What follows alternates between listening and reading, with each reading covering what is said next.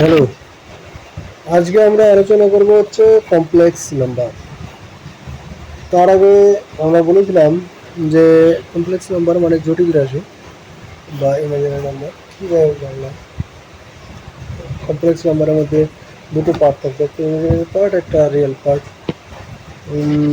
আমরা যখন একটা দ্বিঘাত সমীকরণ সমাধান করেছিলাম সেখানে একটা সূত্র পেয়েছিলাম, এক্স ইকুয়াল টু, মনে আছে? X equal two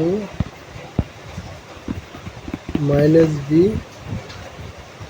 plus minus root over b square minus four ac by two. এইখানে b square minus four ac এটাকে বলা হতো ডিসক্রিমিনেন্ট।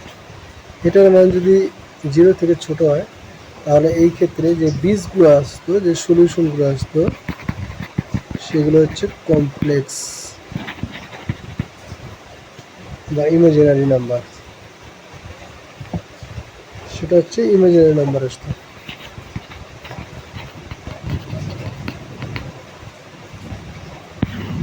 কেন ইমাজিনারি আসতো?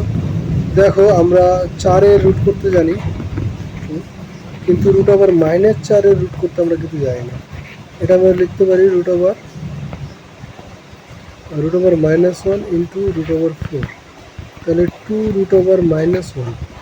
এই রুট ওভার -1কে কী করা যায়? এই রুট ওভার -1কে যখন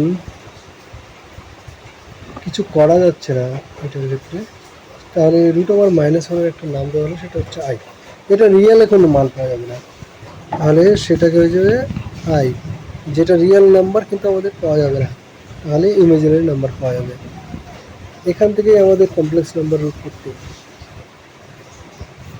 তাহলে যে কোনো একটা কমপ্লেক্স নাম্বারকে আমরা এই আকারে প্রকাশ করতে পারি। সাপোজ জেড একটা কমপ্লেক্স নাম্বার, এটাকে আমরা প্রকাশ করবো এক্স প্লাস আই ওয়াই।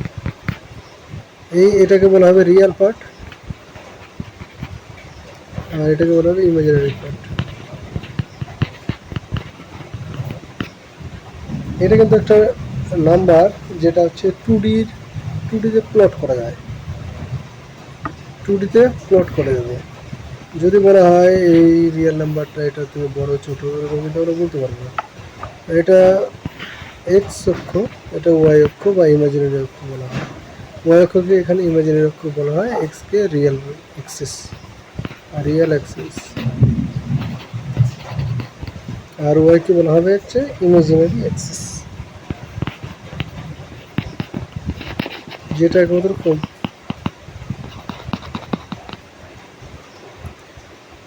সেরকম। সাপোজ এখানে জেড ইকুয়াল টু ধরে নিলাম 2 প্লাস 3i, ঠিক আছে? তাহলে 2 ঘর এদিকে যাবে, 3 ঘর এদিকে, একটা বিন্দু প্রকাশ করবে।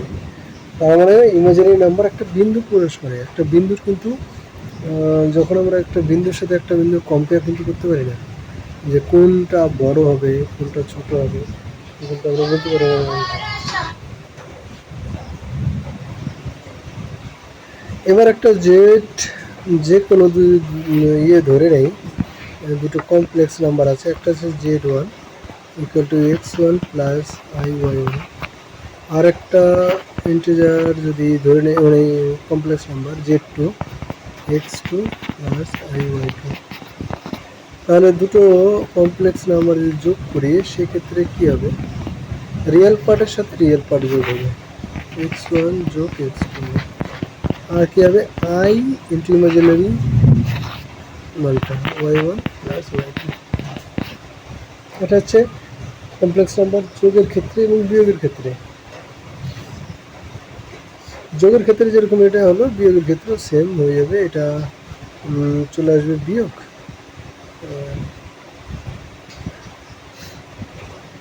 এটা হয়ে যাবে বিয়োগ,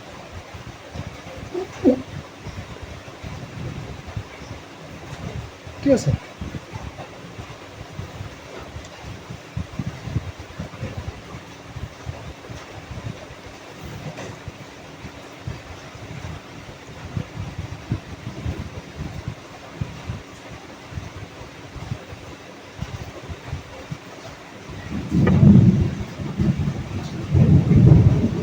এবার গুণের ক্ষেত্রে কী হবে?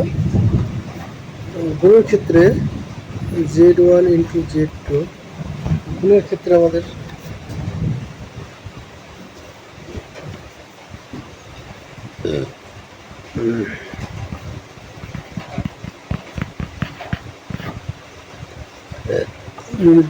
x2 plus iy2,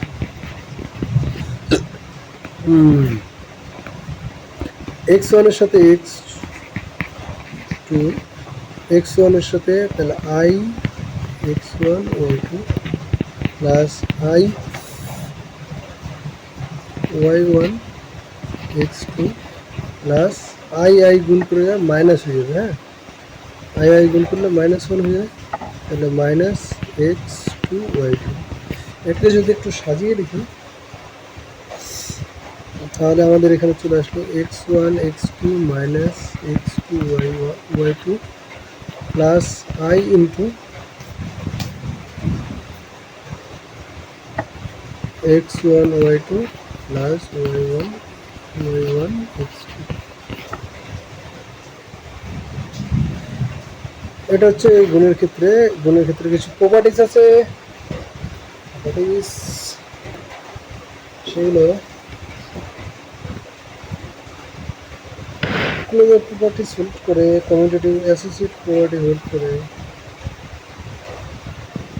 closure properties ক্ষেত্রে চলে আসবে এখানে z1 z2 equal to z2 z1। Commutative property কিন্তু হোল্ড করে। অ্যাসোসিয়েটিভ প্রপার্টির ক্ষেত্রে z1 z2 into z3 equal to z1 z2 into z3।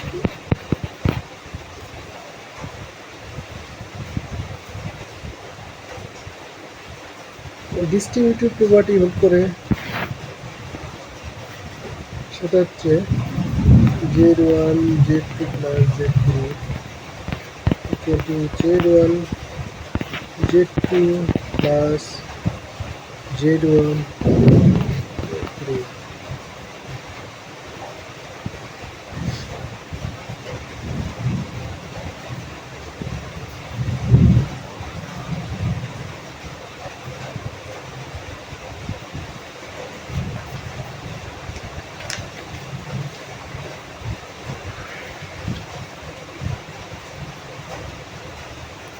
এর পরের দিন আমরা করব আর্গুমেন্ট